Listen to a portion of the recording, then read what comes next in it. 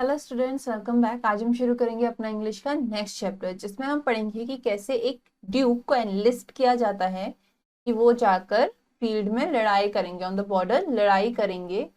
और जब वो वहां जाते हैं तो उनको क्या पता चलता है, क्या वहां पे कंडीशन है, किस तरीके से वॉर हो रहा है।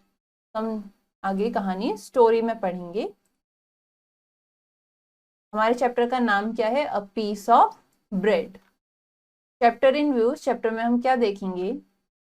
This present story teaches us the value of food. तो यह स्टोरी हमें क्या बताती है कि जो फूड है, जो खाना है, वो कितना वैल्यूएबल है। In this story, a wealthy duke enlists in the French army and goes to the battlefield with the common soldiers. Being wealthy, he didn't like the food and he threw it. A frail soldier picked it up and the story moved ahead. Now read it. तो story हमें क्या बताती है कि खाना कितना ज्यादा valuable है, उसकी क्या कीमत है। और साथ ही इस स्टोरी में क्या है कि एक वेल्दी ड्यूक है, यानी कि एक रिच ड्यूक है जिसे एनलिस्ट किया जाता है फ्रेंच आर्मी में, और उसे बैटल फील्ड में कॉमन सोल्जर्स के साथ जाना पड़ता है। और क्योंकि वो अमीर था, उसे वहां पे खाना पसंद नहीं आता, तो वो उसे फेंक देता है। लेकिन वहीं पर एक जो दूसरा सोल्जर होता है वहां पर, वो उसे उठा लेता है। और इसी तरीके से आगे स्टोरी मूव करती है। तो हम अपना चैप्टर शुरू करते हैं। The young Duke de Hadimont happened to be at Aix in Savoy, whose waters he hoped would benefit his famous mayor, Parichol, who had become windbroken since the cold he had caught at the last Derby, and was finishing his breakfast while glancing over the morning paper when he read the news of the disastrous engagement at Brainstofen. तो क्या हुआ? Duke का नाम क्या है? He is Duke दे हैडीमाउंट, जो कि कहाँ थे? सेवोई में थे। और वो क्या कर रहे थे? वो होप कर रहे थे कि वहां का जो पानी है वो उनकी मेयर के लिए अच्छा हो, जो कि ठंड की वजह से थोड़ी सी खराब हो रही थी। और साथ ही वो वहां पे बैठे बैठे अखबार पढ़ते हुए अपना नाश्ता कर रहे थे, तब उन्होंने एक न्यूज के बारे में अखबार में पढ़ा, एक डिजास्टर्स एंगेजमेंट के बारे में वहां पे पढ़ा। Upon learning that France has lost a battle on French soil, the young Duke felt the blood mount to his face, giving him a horrible feeling of suffocation. तो जब उन्हें पता चला, उन्होंने पढ़ा और उन्हें पता चला कि जो फ्रांस था वो अपनी लड़ाई हार गया है फ्रेंच सॉइल पे, तो जो यंग ड्यूक था वो काफी शॉक हो गए इस चीज को पढ़ के, और उनको सफोकेशन वाली फीलिंग आने लग गई। And so, early in November 1870, Henry de Hadimont returned to Paris with his regiment, forming part of Vinoy's corps, and his company being the advance guard before the redoubt of Horse-Druids, a position forfeited in haste, and which protected the cannon of Fort Bicêtre. तो क्या हुआ? नवंबर की शुरुआत में ही 1870 में Henry जो थे वो पेरिस वापस आए और अपने रेजिमेंट में चले गए। वो किसका पार्ट थे? विनोयस कॉर्प्स के। और उनकी जो कंपनी थी वो गार्ड करती थी, वो सामने गार्ड करती थी। उनकी उनका काम क्या था कि वो प्रोटेक्ट करेंगे किसे? एक कैनन, जो कैनन थी वहां पे, वो फोर्ट वाइस्ट्रे पर प्रोटेक्शन दे रहे थे। It was a gloomy place, a road planted with clusters of rooms and broken up into muddy ruts, traversing the leprous fields of the neighborhood. On the border stood an abandoned tavern, a tavern with arrows, where the soldiers had established their post. They had fallen back here a few days before. The grape shot had broken down some of the young trees, and all of them bore upon their bark the white scars of bullet wounds. As of the house, its appearance made one shudder. The roof had been torn by a shell, and the walls seemed whitewashed with blood. तो जब वो वहां पर पहुंचे तो वो एक gloomy सी place को वो देखकर काफी हैरान हो गए कि वहां पर जो रोड्स थी, वहां पर घास उगी हुई थी, और साथ ही जो जगह थी वो अनइवन फील्ड पर थी। यानी कि वो जहां से गए उन्होंने क्या करा, एक अनइवन पार्ट को क्रॉस करते हुए वो पास में गए। तो जब वो वहां पर पहुंचे उन्होंने देखा कि सोल्जर्स वहां पे किस कंडीशन में रह रहे हैं, जो वहां पर पोस्ट पर हैं वो किस कंडीशन में रह रहे हैं। वो लोग अपने इलाके से पीछे आ गए हैं। उन्होंने देखा कि जो ग्रेव शॉट है, जो शॉट्स फायर किए गए थे उनकी वजह से जो नए नए पेड़ थे वो टूट चुके हैं, और साथ ही उन सब पे क्या, उन सब पे कुछ निशान है, उन सब के जो ट्रंक्स हैं उन पर कुछ निशान है बुलेट्स के। और बाकी जो घर की बात थी उसकी अपीयरेंस काफी, मतलब जो घर की कंडीशन थी वो काफी खराब थी। जो रूफ थी वो टूटी हुई थी, जो छत थी टूटी हुई थी, और साथ ही उनकी जो दीवारें थी वो ऐसा लग रहा था कि किसी ने खून से व्हाइट वॉश कर दी है। And overall a wretched winter sky across which rolled heavy leaden clouds and odious sky angry and hateful। और इन सब के साथ ही काफी ठंडा आसमान हो रहा था, मतलब जो उस टाइम पे वेदर था, उस टाइम पे जो कंडीशन थी वो काफी ज्यादा ठंडा मौसम था, विंटर चल रही थी, जिसकी वजह से जो स्काई था वो भी काफी एंग्री और हेटफुल लग रहा था। जो पूरी कंडीशन थी वो कैसी थी, काफी अनप्लीजेंट थी। At the door of the tavern stood the young duke, motionless, with his gun in his shoulder belt, his cap over his eyes, his benumbed hands in the pockets of his red trousers, and shivering in his sheepskin coat. He gave himself up to his somber thoughts, this defeated soldier, and looked with sorrowful eyes towards the line of hills, lost in the fog, where could be seen each moment the flash and smoke of the Krupp gun, followed by a report. Suddenly he felt hungry. Stooping, he drew from his knapsack, which stood near him leaning against the wall, a piece of ammunition bread, and as he had lost his knife, he bit off a morsel and slowly ate it. तो क्या हुआ, वहीं पर दरवाजे पर जाके वो young Duke खड़ा हो गया बिना किसी मोशन के। उनकी जो गन थी वो उनके कंधे पर बेल्ट में लटकी हुई थी, और उनकी कैप उनकी आंखों को ढके हुए थी। साथ में उनके हाथ जो थे वो ठंड की वजह से काफी नम हो गए थे, तो उन्होंने उन्हें अपने ट्राउजर की जेब में डाल रखा था, और वो अपने कोट में ठिठुर रहे थे ठंड की वजह से। उन्होंने अपने थॉट्स को अपने ऊपर हावी होने दिया, और उन्हें लगा, और वो अपनी दुख भरी आंखों से इधर उधर देखने लगे। वो हिल्स की तरफ देखने लगे जो कि अभी कोहरे की वजह से ढके हुए थे, लेकिन किसी भी मोमेंट वहां पर स्मोक दिखाई दे सकता है, जिसके बाद फिर एक रिपोर्ट आएगी। और यही सब सोचते हुए उसे थोड़ी देर बाद भूख लगने लग गई।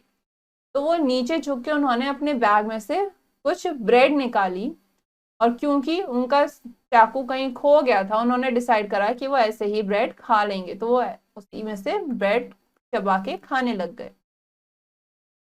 But after a few mouthfuls he had enough of it. The bread was hard and had a bitter taste. The remembrance of former breakfasts came to him, such as he called hygienic, when the day after too overheating a supper he would seat himself by a window on the ground floor of the Cafe Anagleus and be served with a cutlet or buttered eggs with asparagus tips, and he would never become accustomed to this life of wretchedness. तो कुछ देर बाद जब उन्होंने कुछ bytes खा लिए थे तब उन्हें लगा कि बस हो गया, अब इससे ज्यादा नहीं, क्योंकि वो ब्रेड काफी हार्ड हो चुकी थी और उसमें कुछ कड़वापन आ रहा था। उन्हें ये सब देख के अपना पुराना याद आने लग गया कि कैसे उन्होंने जो पहले ब्रेकफास्ट किए हैं वो कितने रिच होते थे, कितने हाइजीनिक होते थे, कितने अच्छे होते थे। और अगर वो कभी अपना खाना कुछ ज्यादा ही ओवर हीट कर लेते थे तो वो कैसे कैफे में जाकर वहां पर वो गरम गरम कटलेट्स खाया करते थे, या फिर वो बटर्ड एग्स खाया करते थे, और उन्हें कैसे ये जगह बिल्कुल भी पसंद नहीं आ रही थी। And in a moment of impatience, the young man threw the rest of his bread into the mud. At the same moment, a soldier of the line came from the Tavern stopped and picked up the bread, drew back a few steps, wiped it with his sleeve and began to devour it eagerly. तो उन्होंने क्या करा, जो young Duke था उसने वो bread का piece वहीं रेत में, मड में फेंक दिया, कीचड़ में फेंक दिया। उसी मोमेंट पर उनकी लाइन का ही एक सोल्जर वहां पर आया, उसने वो ब्रेड का पीस उठाया और अपनी स्लीव से उस पे से डस्ट हटाने लग गया और फिर उसने वो ब्रेड खाना शुरू कर दिया। Henry de Hardimont was already ashamed of his action and now, with a feeling of pity, watched the poor devil who gave proof of such a good appetite. He was a tall, large young fellow, but badly made, with feverish eyes and a hospital beard, and so thin that his shoulder blades stood out beneath his well-worn cape. "You are very hungry," he said, approaching the soldier. तो उसी समय Henry को अपने जो action पर काफी ashamed feel हुआ, काफी शर्म आई और साथ ही उनको काफी पिटी भी फील होने लगा कि कैसे ये आदमी को इतनी ज्यादा भूख लगी हुई है। उस आदमी को उन्होंने देखा तो काफी लंबा और काफी यंग इंसान था, लेकिन उसकी कंडीशन देखने में अच्छी नहीं लग रही थी। उनकी कुछ हॉस्पिटल बियर्ड थी, उनकी आंखें कुछ फीवरिश लग रही थी और साथ ही वो काफी ज्यादा दुबला था इंसान। उनके शोल्डर ब्लेड्स उनके जो शोल्डर ब्लेड्स थे वो काफी अलग पता चल रहे थे। तो उन्होंने उस सोल्जर को अप्रोच करते हुए पूछा, क्या तुम काफी भूखे हो? As you see, replied the other with his mouth full. तो सोल्जर ने रिप्लाई करा कि तुम्हें दिख रहा है। Excuse me then, for if I had known that you would like the bread, I would not have thrown it away. It does not harm it, replied the soldier. I am not dainty. तो उन्होंने Henry ने जब बोला कि अगर मुझे पता होता कि आपको ये ब्रेड चाहिए, आपको भूख लगी है, आपको ब्रेड चाहिए, तो मैं इसे फेंकता नहीं। तो सोल्जर ने रिप्लाई करा कि इससे इसे फर्क नहीं पड़ता, इससे ब्रेड को कोई हार्म नहीं हुआ। No matter, said the gentleman, it was wrong to do so and I reproach myself, but I do not wish you to have a bad opinion of me. Let us drink a drop together. तो Henry ने कहा कि ऐसा नहीं है, ये करना मेरा गलत है, यानी कि ये जो एक्शन मैंने किया ये गलत था और इसके लिए मैं अपने आप को गलत ठहराता हूँ और मैं नहीं चाहता कि मेरा पहला ओपिनियन आपका जो मेरे बारे में पहला ओपिनियन है वो कुछ गलत हो, वो बुरा हो। तो हम साथ में एक ड्रिंक लेते हैं। The man had finished eating the duke and he drank a mouthful of brandy. The acquaintance was made. What is your name? Asked the soldier of the line. Hardimont, replied the duke, omitting his title. And yours? तो जब उसने bread खा ली उस आदमी ने, तो Duke और वो सोल्जर दोनों चले गए वहां से। उन्होंने कुछ ब्रांडी पी और उन्होंने एक दूसरे को इंट्रो भी दिया। जो सोल्जर था उनने सामने वाले का नाम पूछा, तो ड्यूक ने अपना नाम बताया सिवाय अपने टाइटल के। उन्होंने अपना टाइटल हटा के सिर्फ अपना नाम बताया कि मेरा नाम हार्डी माउंट है और साथ में उन्होंने पूछा कि तुम्हारा नाम क्या है? Jean Victor, I have just entered this company, I am just out of the ambulance, I was wounded at Chatillon. Oh, but it was good in the ambulance and in the infirmary. They gave me horse bullion, but I had only a scratch and the major signed my dismissal. तो सामने वाले soldier ने बताया कि उसका नाम gene Victor है और वो अभी इस कंपनी में एंटर हुए हैं इससे, और अभी अभी वो एम्बुलेंस से बाहर आए हैं। उनको कुछ चोट लगी थी, वो वुंडेड हो गए थे। कहाँ पर? कैटलन में। लेकिन जो एम्बुलेंस थी उनको वो काफी अच्छी लगी और साथ ही इंफर्मरी भी, उन्होंने उनको कुछ सूप भी दिया था वहां पर। लेकिन क्योंकि उनको कुछ स्क्रैचेस ही आए थे इसीलिए मेजर ने उनको डिसमिसल को साइन कर दिया। So much the worse of me.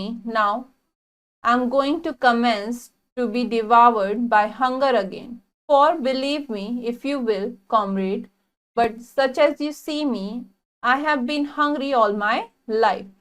The words were startling, especially to a Cybrid who had just been longing for the kitchen of the Cafe Annales, and the Duke de Hardimont looked at his companion in almost terrified amazement. तो soldier ने अपनी बात को आगे continue करते हुए कहा, और ही so much the words of me, कि मतलब अब जो उसका टाइम है वो थोड़ा सा खराब हो गया, क्या कि अब जो है अब मेरे को भूख परेशान करने लगी थी, कि मतलब पहले तो मैं वहां पर इन्फर्मरी में मुझे अच्छा सा खाना मिल रहा था, लेकिन अब जो भूख है वो मुझे खाने लगेगी। क्यों? क्योंकि मेरा यकीन मानो कॉमरेड, अगर तुम मुझे देखो, मैं पूरी लाइफ अपने भूखा रहा हूं। और ये वर्ड सुन के जो ड्यूक था उसे काफी अजीब लगा, उसे काफी एक डरावनी सी अमेजमेंट हुई, हल कि वो अभी यही सोच रहा था कि वो कैसे कैफे में पुराने टाइम में जाके वहां के किचन के खाने को याद कर रहा था, लेकिन अपनी कंपेनियन की बात सुनकर वो अलग ही फील करने लग गया। The soldier smiled sadly, showing his hungry wolf teeth as white as his sickly face, and as if understanding that the other expected something further in the way of explanation or confidence. तो soldier ने Duke की तरफ smile किया और अपने दांत दिखाने लग गया, जैसे कि उसके बीमार चेहरे पर वो अलग ही लग रहे थे, और ये समझते हुए कि सामने वाला कुछ एक्सप्लेनेशन की डिमांड कर रहा है, उसने आगे कंटिन्यू किया। Come, said he, suddenly choosing his familiar way of speaking, doubtless divining that his companion belonged to the rich and happy. Let us walk along the road to warm our feet, and I will tell you things which probably you have never heard of. I am called Jean Victor, that is all, for I am a foundling, and my only happy remembrance is of my earliest childhood at the asylum. तो उसने आगे continue करा कि मेरे साथ चलो। उसे ये समझ में आया, उसको एक फेमिलियर वे में उसने बात करना शुरू करा। उसको थोड़ा सा ये डाउट हुआ कि उसका जो कंपेनियन है, यानी कि जो हेनरी है, वो कुछ रिच क्लास से बिलोंग करता है, जिसकी लाइफ थोड़ी खुशी में रही है। तो उसने सजेस्ट किया कि चलो हम अपने पैरों को गर्म करने के लिए एक वॉक लेते हैं, रोड पर वॉक करने चलते हैं। मैं तुम्हें कुछ ऐसी चीजें बताऊंगा जो तुमने आज तक कभी सुनी नहीं होंगी। मेरा नाम जीन विक्टर है और मैं एक फाउंडलिंग हूँ, कि मतलब मैं कहीं मिला था, और मेरा जो सबसे अच्छा समय बीता है वो मेरे बचपन का रहा है, जो मैंने असाइलम में गुजारा था। A kind sister took care of us, quite young and as pale as a waxed taper. She died afterwards of a lung trouble. I was her favorite because she used to draw me to her side and lay her warm thin hand on my forehead. तो उसने बताया है कि एक sister ने उनकी देखभाल करी थी, और वो जो सिस्टर थी वो भी काफी यंग थी और काफी पेल थी। कुछ समय बाद की लंग की परेशानी होने की वजह से उनकी डेथ हो गई, और मैं उनका सबसे फेवरेट था। क्यों? क्योंकि वो मुझे हमेशा अपनी साइड लेकर मेरे हाथ में, मतलब मेरा जो फोरहेड था उसे अपने हाथों से गर्म करती, अपने गर्म गर्म हाथों से छुआ करती थी, अपना हाथ रख के, जैसे बच्चों को पैट करते हैं, प्यार करते हैं। But when I was 12 years old, after my first communion, there was nothing but poverty. The managers put me at apprentice with a chair mender in Faubourg Saint-Jacques. That is not a trade, you know. It is impossible to earn one's living at it. It was there that I began to suffer with hunger. तो उसने आगे story का बताया कि जब मैं 12 साल का हुआ तब मेरी लाइफ में पोवर्टी शुरू हुई। क्या? जब उसका फर्स्ट कम्युनियन हुआ तब उसके बाद से उसकी कंडीशन इस तरीके से हो गई। तो जो उसका मैनेजर था उसने चेयर मेंडर के साथ उसको भेज दिया, लेकिन वहां पर ये ट्रेड उसके लिए बेनिफिशियल नहीं रही। क्यों? क्योंकि उसको वहां पे कुछ लिविंग वो अर्न नहीं कर पा रहा था, और इसके बाद वो भूख की वजह से सफर करने लग गया। The master and mistress, two old limousines, afterwards murdered, were terrible misers, and the bread, cut in tiny pieces for each meal, was kept under lock and key the rest of the time. तो उसने बताया कि उसके जो master और mistress थी वो दोनों, उनकी हालांकि बाद में मौत हो गई, लेकिन वो दोनों काफी टेरेबल थे, बहुत बुरे थे। वो क्या करते थे, जो ब्रेड हर मील के टाइम पर काट के रखी जाती थी खाने के लिए, वो उसे लॉक एंड की में रखते थे, मतलब ताला लगा के रखते थे हर बार। Ah, you were astonished just now when you saw me take the bread out of the mud. I'm used to that, for I have picked up enough of it, the crust from the dust, and when they were too hard and dry, I would soak them all night in my basin. तो उसने याद आते हुए बोला कि अच्छा हाँ, तुम मेरे को देख के काफी चौंक गए थे जब मैंने मड से ब्रेड को उठाया था। तुम चिंता मत करो, मैं इसका यूज टू हूँ, मेरे को ऐसी आदत है क्योंकि मैंने ऐसे बहुत बार किया है। जब डस्ट, जो क्रस्ट है वो डस्ट उस पर जम जाती थी, या फिर कभी जब जो ब्रेड है, जो ब्रेड हुआ करती थी वो बहुत ज्यादा हार्ड हो जाती थी और ड्राई होती थी, तो मैं उसे पूरी रात अपने बेसिन में उसे पानी में सोक करता था। I had been for some time such as pieces of bread nibbled at the ends, which the children would take out of their baskets and throw on the sidewalks as they came from school. I used to try to prowl around there when I went on errands. तो क्या उन्हें आगे बताया कि कभी कभी क्या होता था कि जो बच्चे स्कूल से वापस आया करते थे, तो वो अगर अपना लंच पूरा नहीं खाते थे तो वैसे ही वो ब्रेड फेंक कर अपने टिफिन से निकाल कर फेंक देते थे स्कूल से आते हुए। तो वो हमेशा उस टाइम पर वहां पर जाया करता था जब वो अगर कभी मार्केट में बाहर किसी काम से गया हुआ होता था। Today work is lacking, another time I lose my place. Briefly, I never have had enough to eat. Heavens, how often have I been crazy with hunger as I have passed the bakeries. At last, when I was 18, I enlisted. Now, I could almost laugh. Here is the siege and famine. You see, I did not lie when I told you just now that I have always been hungry.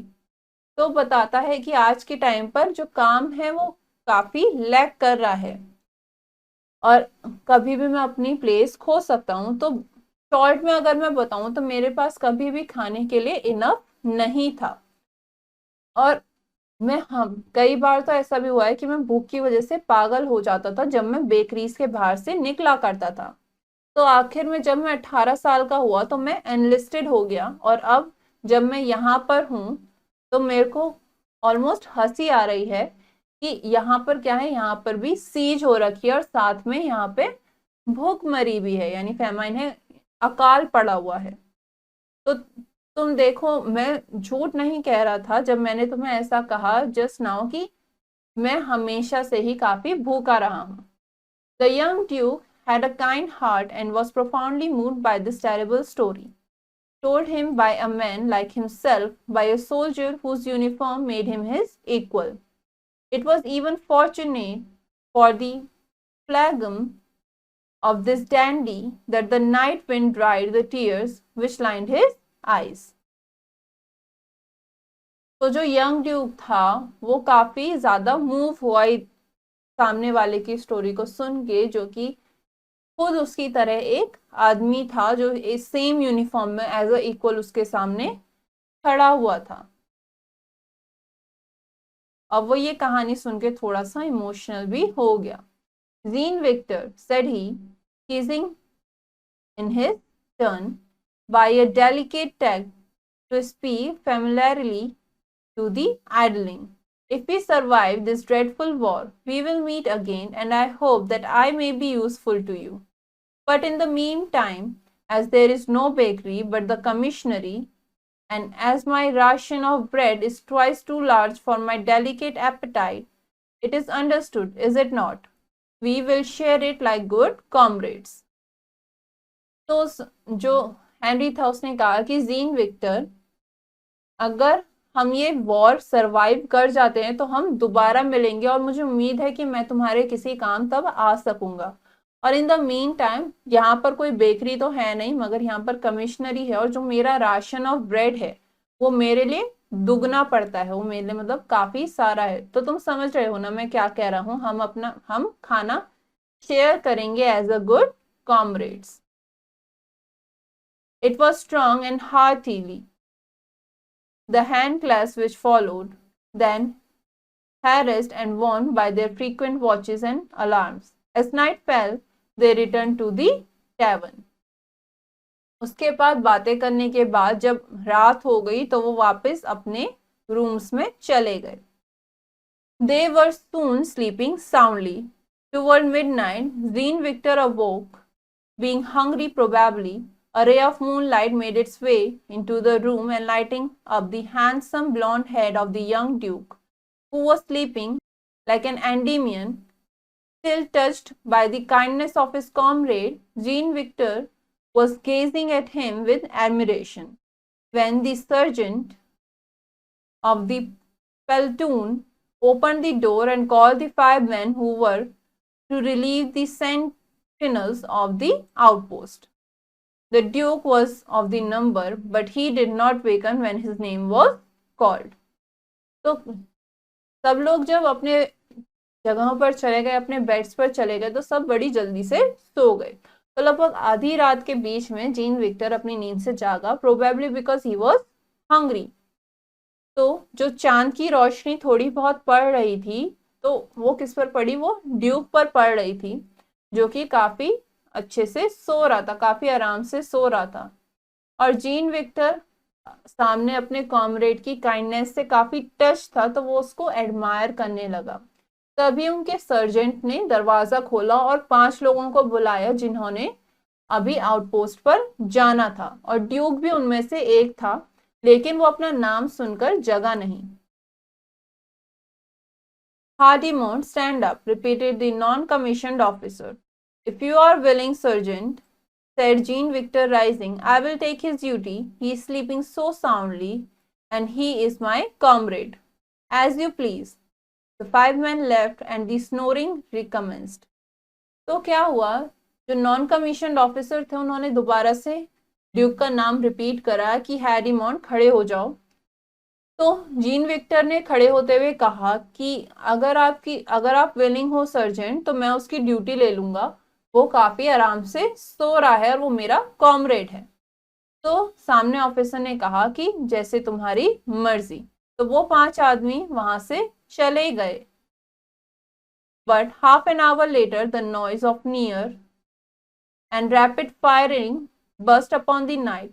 In an instant, every man was on his feet, and each with his hand on the chamber of his gun, stepped cautiously out, looking earnestly along the road, lying white in the moonlight. What time is it? asked the Duke. I was to go on the duty.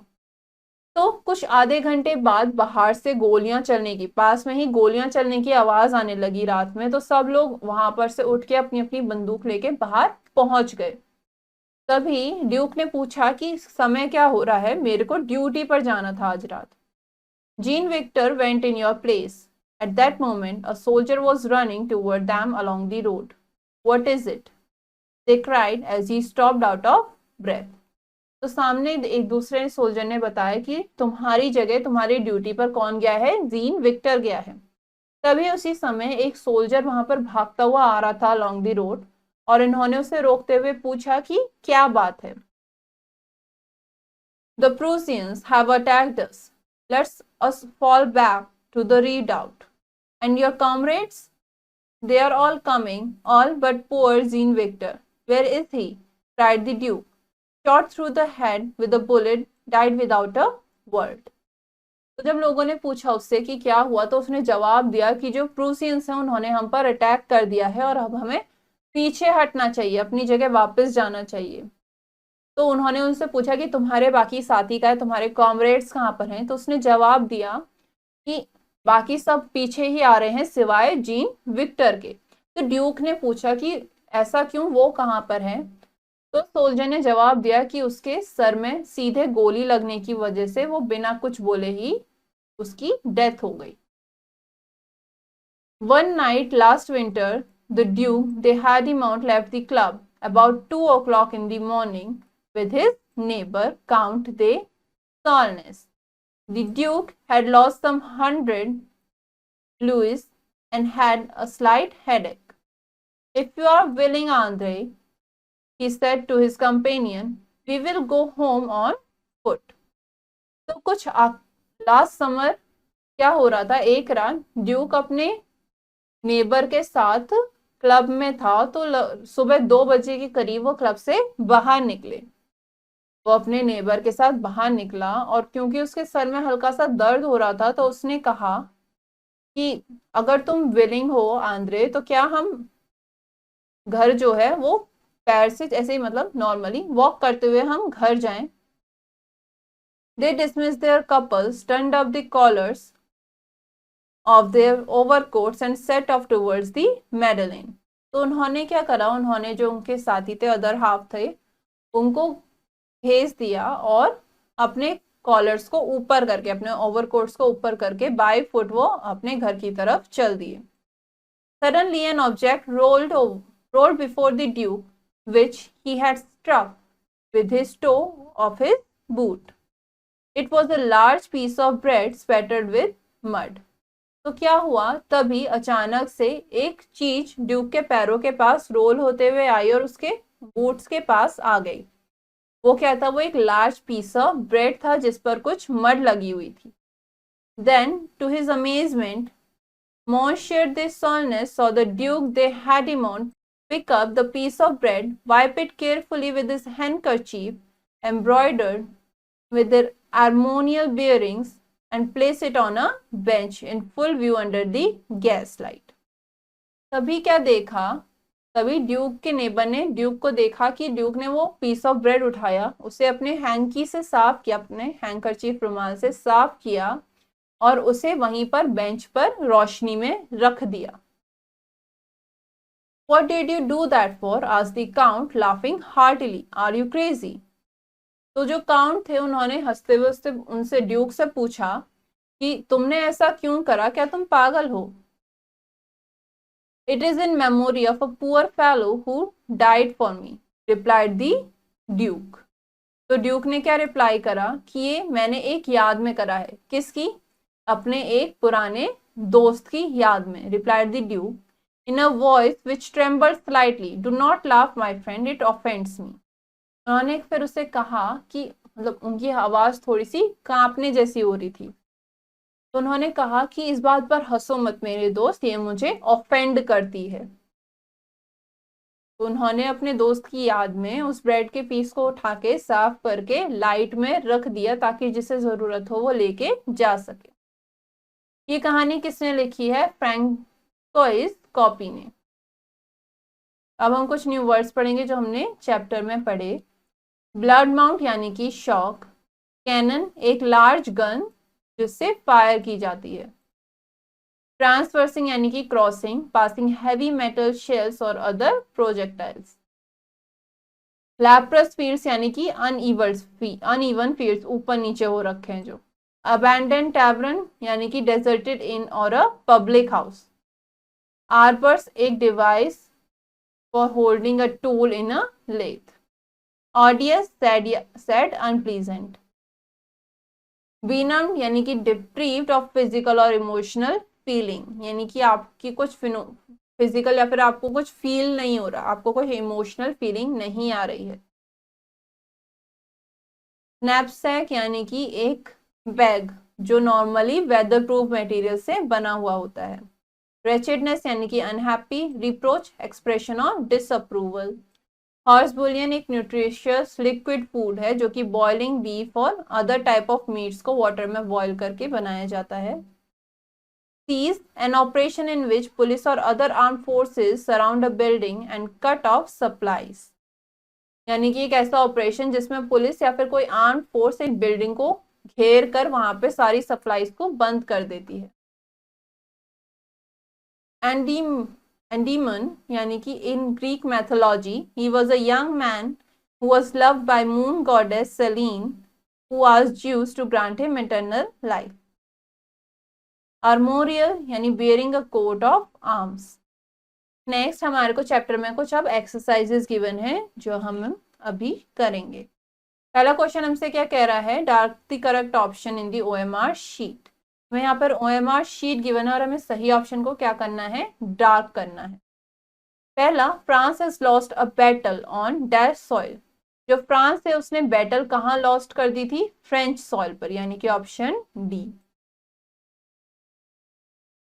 In November dash Henry de Hardimont return to Paris.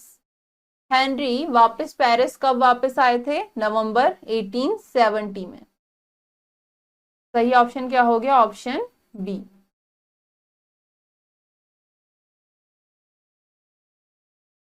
Next, the grave shot had broken down some dash. जो grave shot था उसने किनको तोड़ दिया था, कुछ young trees को, यानी कि option D. Next, Handy threw the piece of. Handy ने क्या फेंक दिया था, पीस ऑफ ब्रेड, यानी कि option C.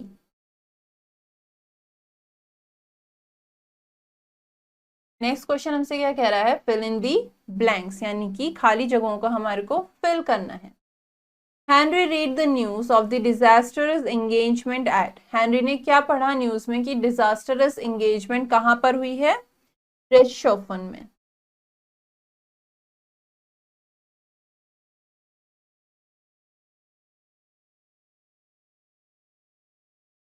Next, in a moment of dash, the young man threw the rest of his bread in the mud. तो in a moment of क्या, जो ड्यूक था उसने अपनी बाकी की ब्रेड मड में फेंक दी थी, impatience.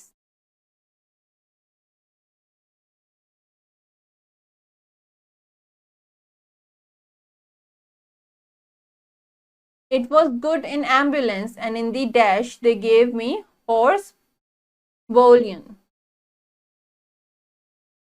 तो जो सामने सोल्जर था विक्टर, उनने क्या कहा कि उसे एम्बुलेंस में अच्छा था और कहां पर, इन्फर्मरी में.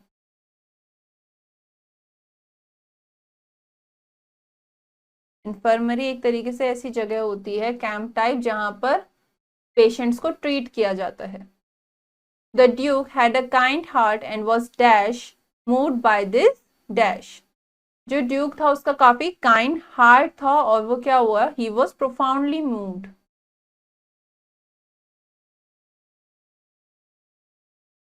किससे, by this terrible story.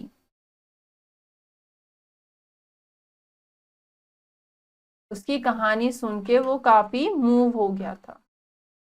Next, right true और फॉल्स. हमें बताना है कि ये सही है या फिर गलत. The soldier picked up the thrown away piece of bread. जो सोल्जर था उसने वो जो पीस फेंक दिया था, जो ड्यूक ने ब्रेड का पीस फेंक दिया था, उसे उठा लिया. यस, देखिए हो गया true. Henry was ashamed of his act. Henry जो था उससे अपने एक्ट पर ashamed था, वो उसे शर्म आ रही थी. Yes. Henry and the soldier made an acquaintance. Henry और जो वो सोल्जर थे उन दोनों ने एक्विंटेंस मेड, मतलब सामने एक दूसरे के साथ बैठकर बात करी, अपने आप को इंट्रोड्यूस करवाया. यस, ये क्या हो गया true. Jean Victor went in place of Henry and died. जो जीन विक्टर था वो हेनरी की जगह पर गया और वहीं पर उसकी डेथ हो गई. यस, ये क्या हो गया ट्रू. अब आगे के क्वेश्चंस आप लोग खुद करेंगे ताकि आप चैप्टर को अच्छे से समझ सको. हमारा ये चैप्टर यहीं पे खत्म होता है. उम्मीद है आप लोगों को चैप्टर अच्छे से समझ में आया होगा और कहानी भी अच्छी लगी होगी. अब हम अपना नेक्स्ट चैप्टर नेक्स्ट क्लास में कवर करेंगे. तब तक के लिए हैव अ नाइस डे.